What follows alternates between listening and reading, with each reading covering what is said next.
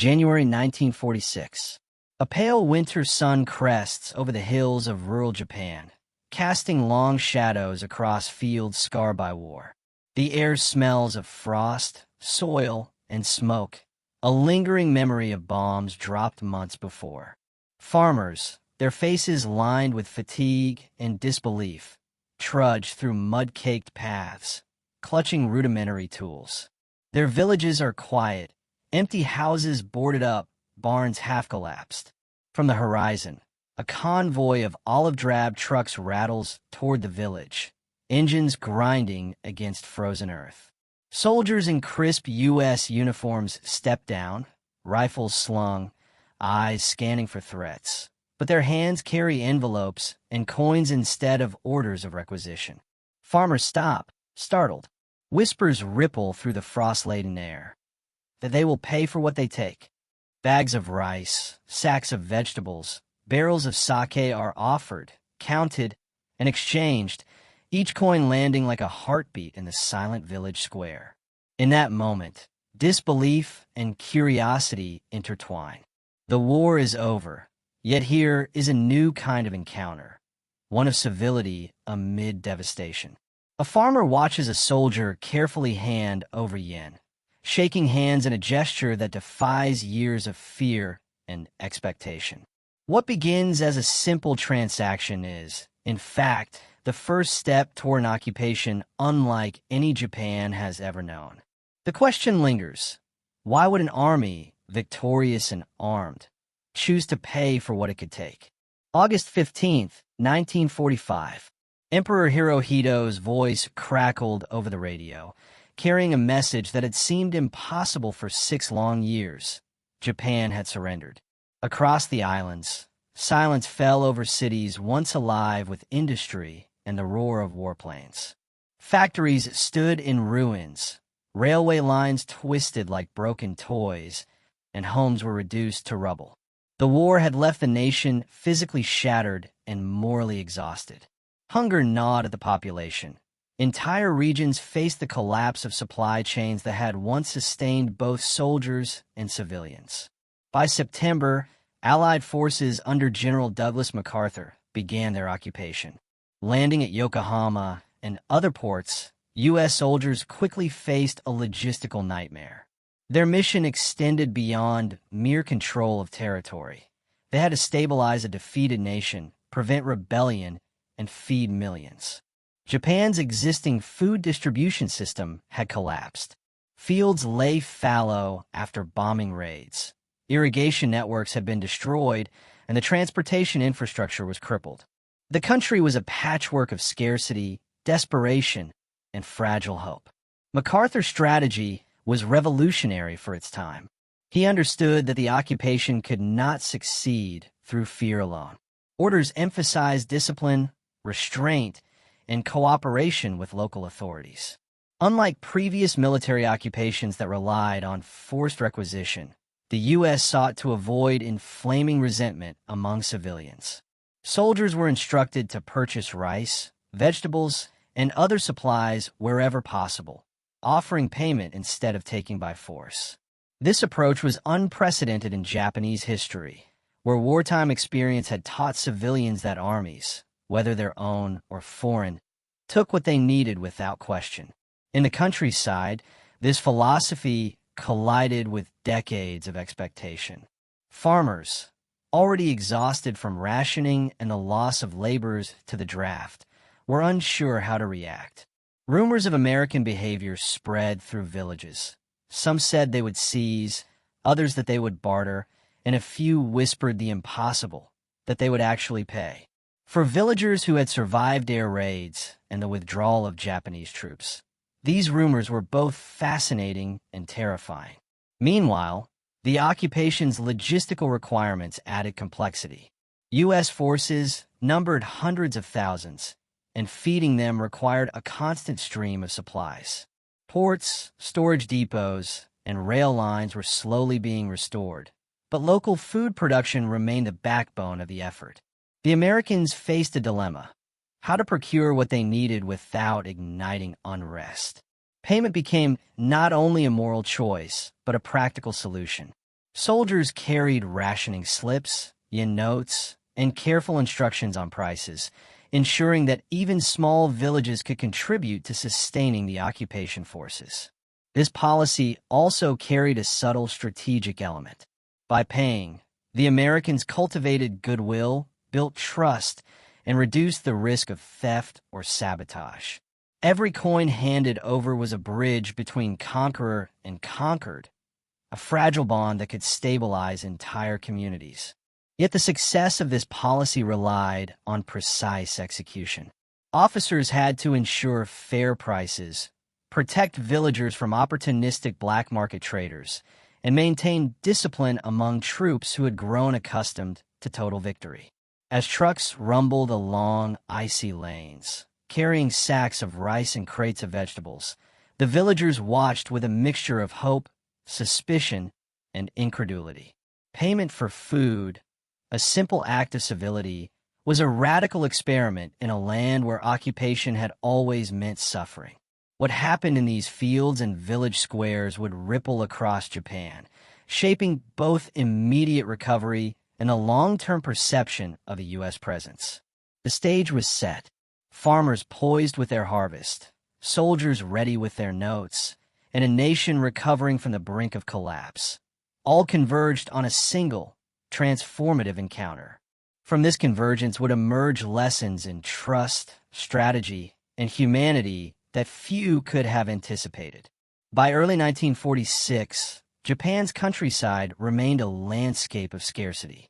Fields that had once yielded rice, barley, and vegetables were scarred by neglect, bombing, and abandoned irrigation systems.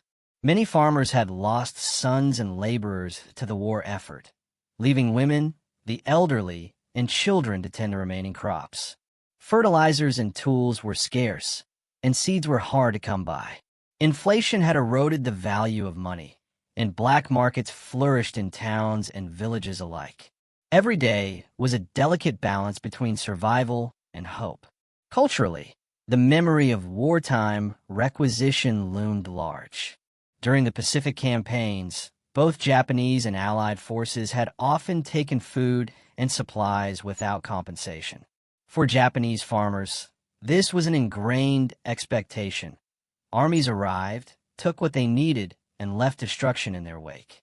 The notion that occupying troops would pay for essentials instead of seizing them was almost inconceivable. Whispers in villages mixed astonishment with caution. Could soldiers be trusted? Were the yen offered genuine or a prelude to exploitation? The occupation's approach relied heavily on precise, careful planning. U.S. officers drew on intelligence about local production, estimating yields, regional shortages, and transportation capabilities. Payment rates were standardized, yet flexible enough to account for local conditions. Soldiers were briefed to negotiate calmly, avoid confrontations, and respect cultural norms. Even the handling of money carried significance. Correct change, proper notes, and receipts reinforced legitimacy in a society steeped in tradition. This logistical dance extended beyond mere transactions. Trucks carrying purchased food had to navigate damaged roads and bridges. Cold winters slowed transport. Supplies had to reach military depots, hospitals, and forward bases. In many cases, the Americans relied on local farmers to load, transport, and even guard the goods. The act of paying for food became intertwined with rebuilding trust in infrastructure, trade, and basic governance. For the Japanese farmers, the economic impact was immediate. Payment provided rare liquidity, enabling the purchase of seeds, fertilizer, and basic goods. The money infused the local economy, stabilizing markets and offering a psychological boost after years of deprivation. At the same time, villagers began to understand the power dynamic had shifted. The conqueror was not always coercive. Every coin exchanged symbolized a new order, one rooted in fairness rather than force. This delicate balance between necessity, trust, and survival defined the first months of occupation. Small villages became microcosms of Japan's broader recovery.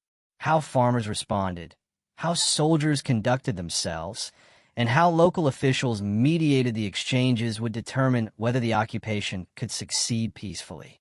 By mid-1946, a pattern emerged. In villages across Honshu, Kyushu, and Shikoku, Americans purchased rice, vegetables, and livestock, sometimes paying several times the pre-war market rate to ensure compliance and goodwill.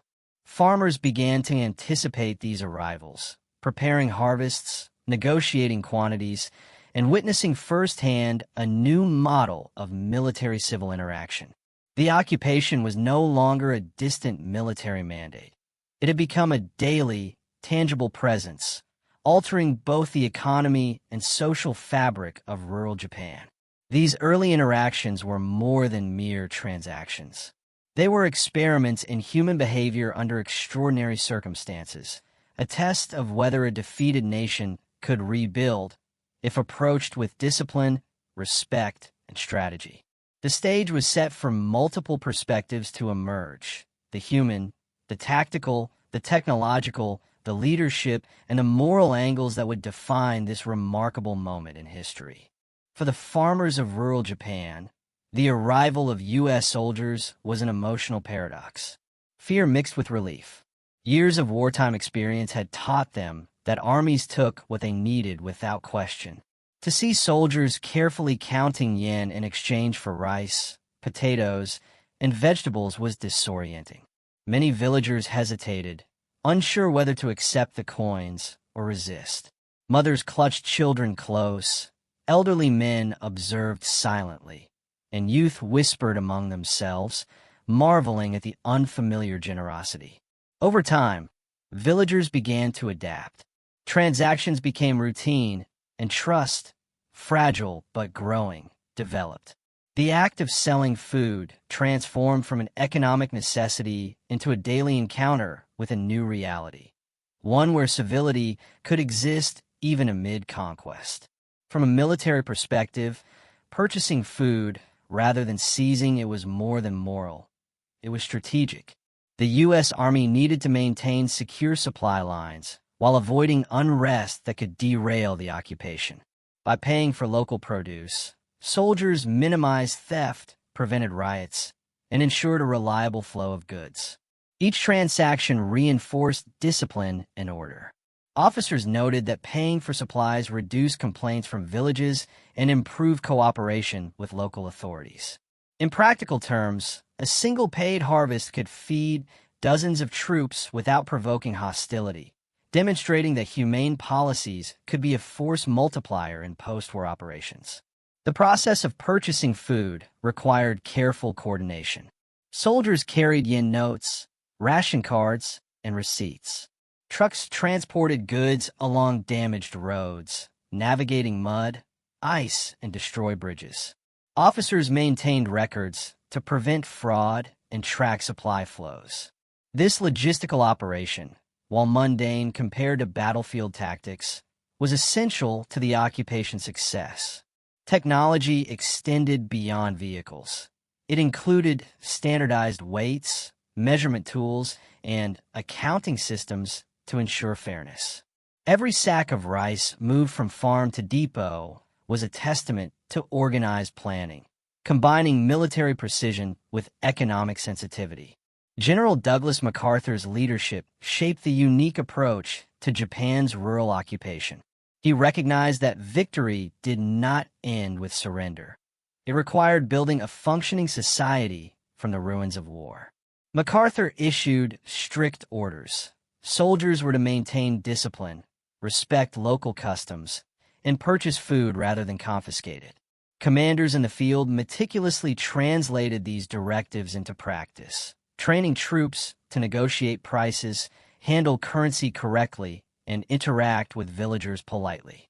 This top-down emphasis on ethics and strategy allowed individual units to operate effectively while maintaining the broader goal of stabilizing the nation. MacArthur's vision was not just military. It was a social experiment, testing whether respect and order could reshape relations between conqueror and conquered. Japanese local authorities faced a delicate balancing act. On one hand, They were subjugated under occupation. On the other, they still represented their community's interests. Village elders and prefectural administrators were skeptical at first, wary that Americans' payments were a ploy or would create economic imbalance. Many observed interactions carefully, ensuring that soldiers' conduct did not provoke resentment. Yet, as payments became routine, officials began to recognize the strategic benefit. Farmers remained cooperative, food distribution became more predictable, and local governance could function without violent enforcement. For the first time in years, officials saw a path to restoring order without conflict, a pragmatic acceptance of occupation policies that prioritize negotiation over coercion. The decision to pay for food carried profound moral weight. Unlike traditional occupations, where armies imposed authority through force, the U.S. approach respected local labor and production. Soldiers acknowledged that farmers had endured years of suffering, and by compensating them, the Americans mitigated resentment and potential rebellion. These transactions were more than economic exchanges. They were symbolic gestures of dignity and humanity. Each coin handed over-communicated a recognition of civilian suffering and a commitment to lawful conduct, contrasting sharply with the predatory practices of other occupations in history. In the long term, these moral choices helped establish a precedent for ethical behavior in post-conflict operations. The convergence of these angles, human, tactical, technological, leadership, political, and moral, set the stage for decisive interactions that would define the occupation's legacy. The policies, plans, and daily transactions reached a turning point where individual acts of payment became catalysts for trust, compliance, and social stabilization. Spring 1946. Snow had melted from the valleys, revealing the war-torn scars of Japan's countryside. In the village of Jukiyama, Honshu, the first organized exchanges between U.S. soldiers and local farmers were underway. Trucks rolled into the village square, carrying sacks of rice, barrels of miso, and crates of vegetables. Soldiers, rifles slung over shoulders, approached timidly, careful to respect distance and protocol. Villagers emerged, hesitant, watching coins exchange for goods in a process both alien and astonishing. A farmer named Takeda, his hands calloused from years of toil, stepped forward with a sack of rice. He had expected seizure, not negotiation. The American lieutenant counted yen carefully, handed over the payment, and offered a polite bow. Takeda's eyes widened. This simple gesture, a formal acknowledgement of his labor, carried the weight of months of hardship. Around the square, whispers of disbelief rippled. They pay for our rice. For the villagers, a single transaction became an emblem of possibility, a moment where fear softened into cautious trust. These small encounters had immediate tactical significance. Soldiers logged every purchase, ensuring fair compensation while maintaining supply lines to forward bases. For officers, the payoff was twofold: practical sustenance for their units and a reduction in potential conflict. Local children watched from the edges of the square, curious and cautious, as the occupation forces modeled discipline and fairness. Every transaction was a rehearsal in trust building, a blueprint for future operations across Japan. Beyond Jukiyama, similar exchanges unfolded in neighboring prefectures. In Shikoku, farmers initially demanded higher payments, wary of deception. Officers patiently negotiated, occasionally paying above market rates to maintain goodwill. Villagers began to anticipate the arrivals, preparing crops and livestock in advance. The occupation policy had transcended theory. It was now a living, observable practice. Yet not all interactions were smooth. Miscommunications, cultural misunderstandings, and the occasional impatient soldier threatened to derail trust. A misunderstanding over the weight of rice sacks in a small Kyushu village sparked tension, only defused when officers intervened personally. offering additional payment and apologies. Such incidents highlighted the fragility of trust and the precision required to maintain occupation objectives. These first encounters marked the turning point of a U.S. occupation in rural Japan. What could have been forced compliance became cooperation. Fear transformed into cautious respect. Soldiers discovered that humane treatment could achieve the same goals as coercion, often more efficiently. Farmers, for the first time since the surrender, experienced agency, dignity, and the reassurance that their labor was valued. The lessons learned in these early months would ripple outward, influencing policy across hundreds of villages and setting the stage for broader success in Japan's rural recovery. The moment was small in scale, but monumental in effect, a decisive shift that proved the power of civility in rebuilding a nation. Across the archipelago, the pattern seen in villages like Jukiyama repeated itself with growing momentum. By late 1946, American units in northern Honshu were documenting unprecedented cooperation from rural communities. In Aomori Prefecture, soldiers noted that farmers began bringing produce directly to roadside collection points, confident they would be treated fairly. What began as cautious exchanges in isolated hamlets evolved into a semi-organized network of local markets where U.S. troops purchased food under the supervision of Japanese administrators. The system, though improvised, was quietly transforming post-war rural life. In Niigata, a prefecture long dependent on rice production, U.S. officers discovered that fair payment did more than secure supplies. It discouraged theft and black market diversion. Farmers who had been hiding surplus grain out of fear now brought it forward, reassured that compensation was guaranteed. Japanese police, still operating under the new occupation framework, reported fewer disputes and fewer complaints about American misconduct. The presence of currency flowing through the villages helped stabilize small shops and revived local trade.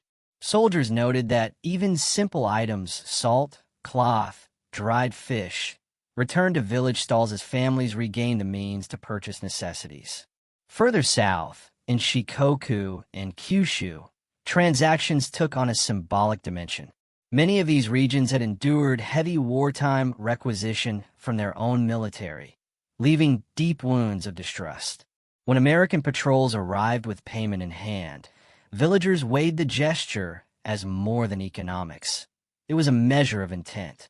Soldiers described scenes where elderly farmers bowed deeply, surprised that foreign troops recognized the value of their labor. Some families, still grieving loved ones lost in the war, approached these exchanges with solemnity, acknowledging that dignity had finally returned to their work. Yet the system demanded constant vigilance. Commanders knew that a single incident of unfair treatment could unravel months of progress. In Kagoshima, a young private was reprimanded after an argument over the price of sweet potatoes nearly escalated. Officers intervened quickly, corrected the payment, and apologized to the farmers. The event appeared minor, but intelligence officers recorded its significance. The villagers' reaction shifted from suspicion to relief, as they saw that American discipline was more than rhetoric. This strict enforcement of fairness became an essential pillar of occupation policy. Meanwhile, U.S. administrative reports highlighted a strategic benefit. The more the Americans paid for food, the less they relied on fragile import routes. Japan's ports were still recovering, and logistics from the United States were strained. Purchasing locally reduced pressure on shipping lanes and freed resources for reconstruction. Every sack of rice bought in a village was one less crate that needed to cross the Pacific. Commanders praised the policy as both economically sound and politically stabilizing. For Japanese officials, the turning point became evident when regional councils began cooperating with occupation officers to coordinate production. Meetings once marked by stiffness and tension gradually shifted toward pragmatic problem-solving. Local leaders discussed planting schedules, transport availability, and expected yields with American liaison teams. This collaboration, unthinkable in the immediate aftermath of surrender, reflected a new alignment between local governance and occupation goals. By late 1947, the cumulative effect of these countless small transactions had reshaped the landscape of rural Japan. Soldiers who had once been viewed with fear were now quietly integrated into local routines, appearing on market days, greeting village elders, and conducting business with a consistency that defied wartime memories. Many villagers continued to watch cautiously, but the pattern was undeniable. Payment had opened a channel of communication that force never could. This shift became the true turning point of the occupation. It wasn't a battle or a treaty. It was the steady accumulation of trust built through thousands of minor interactions. Each coin exchanged, each receipt issued, each polite bow offered in a muddy village square contributed to a deeper transformation. The occupation was no longer merely a military presence. It was becoming a collaborative reconstruction. As these practices solidified, the consequences for both sides grew clear. The Americans gained secure, reliable access to food supplies. Japanese farmers gained economic stability and emotional relief. Both sides found a fragile but enduring common ground, built one transaction at a time. This groundwork prepared the way for the aftermath, where the broader consequences of these choices would reshape the economic and social recovery of an entire nation. By the beginning of 1948, the cumulative impact of paid food procurement had begun to reshape Japan's rural economy. What started as scattered exchanges in small villages had evolved into a stabilizing force across the countryside. Farmers now possessed something they had lacked for years: dependable income. After the collapse of wartime, rationing, and government mandates, these payments offered a lifeline, reviving local markets and reactivating entire chains of commerce that had lain dormant since the darkest days of the conflict.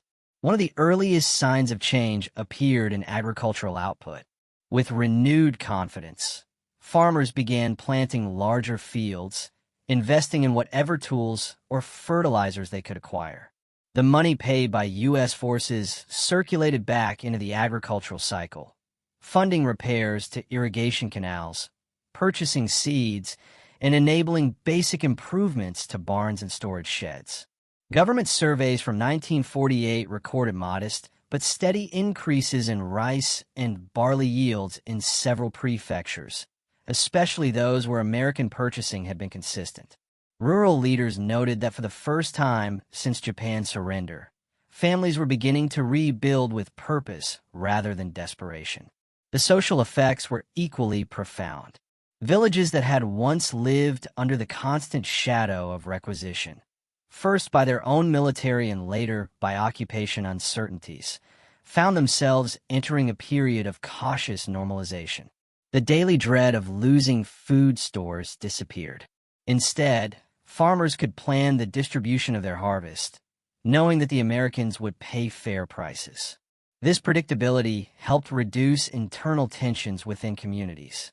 Disputes over land usage, water rights, and crop allocation decreased as food security improved. Another unexpected consequence was the improvement in relations between Japanese police and the rural population. During the war, police had been enforcers of rationing and strict agricultural quotas, often earning resentment from civilians. Under the occupation, however, their role shifted. Police were now mediators who helped organize distribution, verify weights, and ensure fair transactions. Reports from several prefectures noted that villagers began approaching local officers not with fear, but with practical questions about upcoming purchasing visits. The transformation was subtle, but it marked an important step towards social stability. Economically, the influx of cash helped slow inflation in rural zones. Markets that had been dominated by barter or black market trade gradually transitioned back to legal transactions. Small shops reopened, selling salt, dried fish, clothing, and basic household goods. Merchants who had once feared operating under occupation discovered that economic order was returning faster than expected.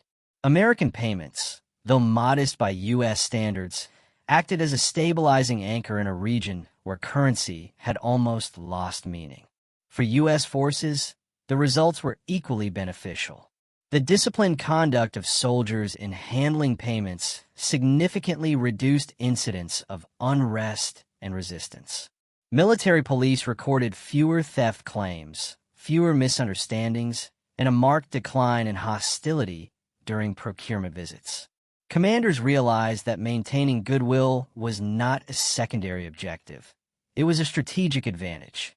Secure supply routes, reliable access to food, and peaceful interactions all contributed to the broader mission of rebuilding Japan without prolonged occupation conflicts. The broader public perception began to shift as well.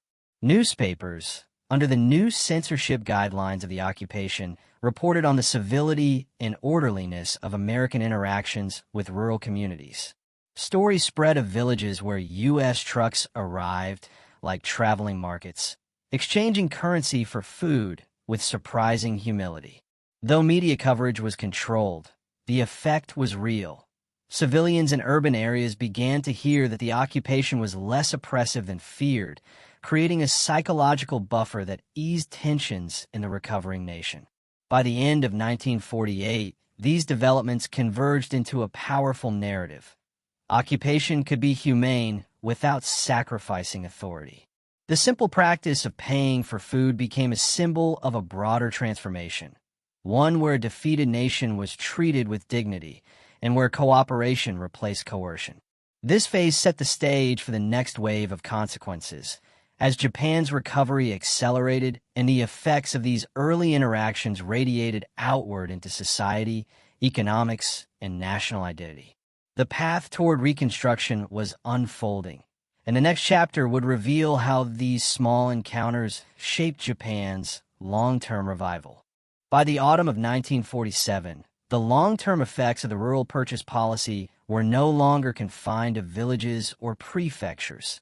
They had begun reshaping Japan's national agricultural landscape. What had started as improvised transactions in dusty squares had evolved into a dependable flow of goods, currency, and mutual confidence. But the broader consequences would prove even more profound. In many regions, farmers experienced their first steady income in years. Before the surrender, wartime requisitioning had stripped them of autonomy, leaving them trapped between military demands and their own survival. Now, with stable payments from occupation forces, entire households found themselves able to repair tools, replace roofs, and, most significantly, reinvest in their land. U.S. officers documented how families upgraded plows, purchased stronger oxen, and improved irrigation trenches that had fallen into disrepair during the later years of the war. For American planners, this was more than a local improvement. It was a stabilizing force for the entire occupation. Agricultural output rose incrementally across multiple prefectures, reducing the strain on emergency relief supplies. The improved productivity also eased pressure on urban distributions, where ration systems have been dangerously close to collapse. The connection was unmistakable. When rural communities were respected, the nation became more stable. Japanese local administrators, many of whom had been sidelined during the collapse of the old regime, now found themselves working cooperatively with U.S. agricultural teams. Joint committees formed to plan seasonal needs, manage market prices, and prevent shortages. What surprised American observers most was the willingness of rural elders, once wary of any foreign intervention, to sit with occupation officers at the same table, discuss problems openly, and agree on shared solutions. Yet the changes were not merely economic. Social attitudes shifted in ways few could have predicted. Younger villagers, many of whom had grown up under military indoctrination, began to view American soldiers not as conquerors, but as regular men from faraway lands. Children who once hid behind their mothers during the first encounters in 1946 now approached trucks with curiosity, eager to see the unfamiliar uniforms and receive small tokens, pencils, chocolates, or ration biscuits slipped discreetly from a soldier's pocket. With familiarity came a gradual dismantling of fear. Rumors that had once haunted remote valleys, stories of brutality or theft, faded as consistent kindness proved more persuasive than propaganda. Even former soldiers returned home and admitted, often reluctantly, that the Americans behaved nothing like the monstrous caricatures once described in wartime broadcasts. Still, the aftermath brought its share of challenges. Inflation continued to loom as a persistent threat. The influx of U.S. payments, though stabilizing, created pockets of economic distortion in some rural districts. Farmers who had grown accustomed to occupation currency were sometimes reluctant to sell to Japanese markets offering lower prices. In extreme cases, black market brokers attempted to intercept goods intended for official purchase programs. These incidents tested the discipline of both villagers and occupation forces. But even here, cooperation proved its worth. Rather than imposing penalties, U.S. officers worked with local leaders to create more transparent pricing guidelines, ensuring that farmers were paid fairly without undermining broader market stability. In reports back to Tokyo, administrators repeatedly emphasized the same theme: where trust is maintained, stability follows.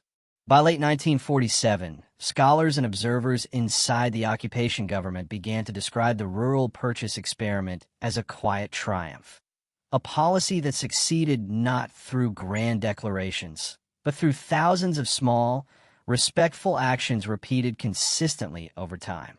It was not a program of ideology, but of practicality and decency. And the villagers felt the difference most of all. Whether in the rice fields of Niigata or the terraced slopes of Kochi, families spoke of the occupation years with a mixture of caution and gratitude. The memory of defeat lingered, but the bitterness had softened into something more complex. Recognition that, in their most vulnerable moment, they had been treated with dignity. The aftermath of those early encounters had crystallized into a foundation for long-term recovery. Japan was still rebuilding, still scarred but no longer fractured.